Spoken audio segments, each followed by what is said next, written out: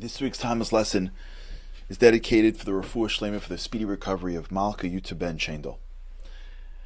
So we're entering into the holiday of Rosh Hashana. Rosh Hashana is the day of judgment, the day where the whole world stands before God. And it's amazing that from all of that which we do, the rabbis tell us that the thing that is the most powerful, if you will, is when we blow the shofar. At that moment, the Talmud teaches us that God, so to speak, gets up off his throne of judgment and moves to his throne of mercy. It has the power to shift God from judgment to mercy. Why? So the Talmud tells us because it reminds God of the binding of Isaac. If you remember the story, Abraham was commanded to bring Isaac up as a, so to speak, a sacrifice. It was such a hard thing to do, to sacrifice your own child. And at that point, he wasn't a child, he was a middle-aged man. But Abraham did it anyways. And at that moment that he was about to sacrifice him, God stopped him. But God never forgot it. And we remember that moment every single year. And it serves as a merit for me and for you. But I have a question. If we're worried about the story, if you actually go into the story, and you got to find a symbol from the story of the binding of Isaac, what symbol would you choose? Remember the story? He's about to kill him. The angels stop him. He comes down. It's over. And after he's finished, they hug. He says, I'm sorry. Isaac's like, it's okay. Right? The credits come up. The music changes. Everything's fine. He sees a ram and offers the ram as a sacrifice in its place. And the ram, that's where we get the shofar from. Now, if you're picking a symbol, what would you pick? The ram, the shofar? It's not even in the story. When the ram shows up, Isaac's already safe. There's no drama in the ram. There's no drama in the shofar. The drama is in what took place beforehand. Isaac almost died. And if you need a symbol to remind God and remind us about what Abraham did in almost killing his son, wouldn't you pick like the rope or like better the knife? Wouldn't that be a much better symbol to like hold up like a machete? Imagine like the rabbi like pulls a guy out from the back, puts him on the bima, ties him up, and was like, Rabbi, what are you doing? Pulls out a machete. Can you imagine that happening in shul? It was like, no, Rabbi, no. He's like, see? Binding of Isaac. That's a symbol. That's the drama. That's the story. What do we get? The shofar? The shofar shows up at the end. The shofar's not even in the story.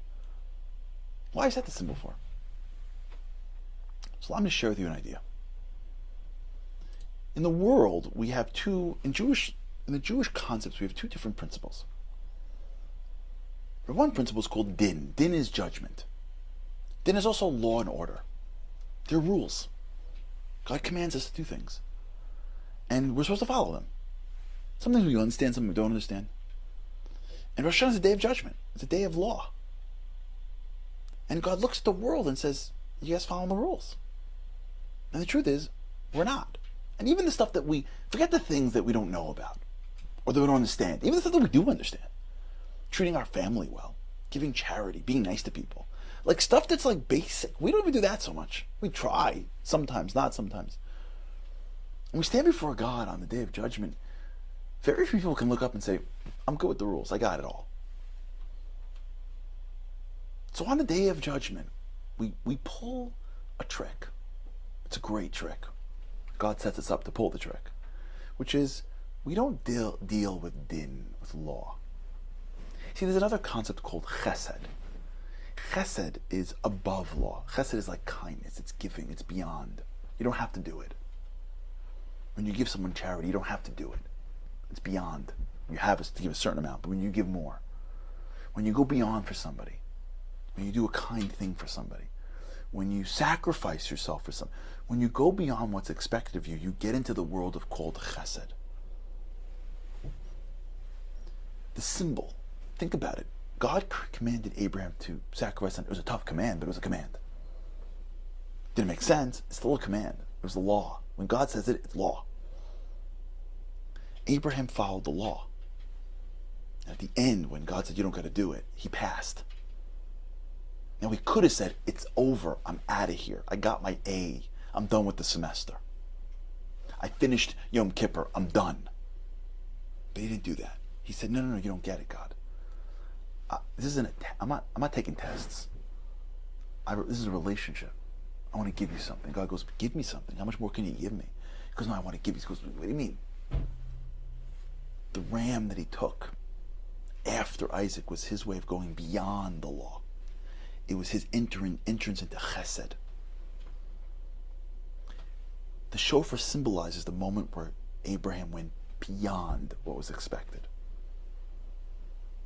And on Rosh Hashanah, we blow it to remind ourselves and God of that, but to remind ourselves to be like Abraham, to go beyond,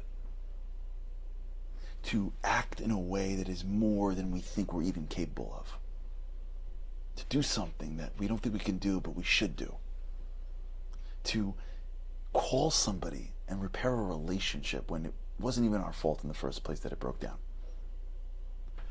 When we prepare for Rosh Hashanah, and we come to Rosh Hashanah and we realize that the greatest way to deal with judgment is to go above judgment, to show God that I don't stop at what's expected, I don't stop at the law, I go beyond the law. I want to be more. I want to be connected. I want a real relationship with you. I'm willing to go past my perceived limitations and push myself out of my comfort zone for you. When we do that, we don't just hear the shofar, we become the shofar. And the shofar stands for that, and God hears that call and says, wait, you're coming out for me? You want to see what I can do beyond the law? I'm coming out for you. And God, so to speak, gets up from judgment and moves to mercy. As we prepare for Rosh Hashanah, if you want to really prepare, think past yourself. Give, forgive, push past the limits. Show God that you want to be like a shofar, so that He can ultimately bring the world the mercy and the good and the blessing that it needs.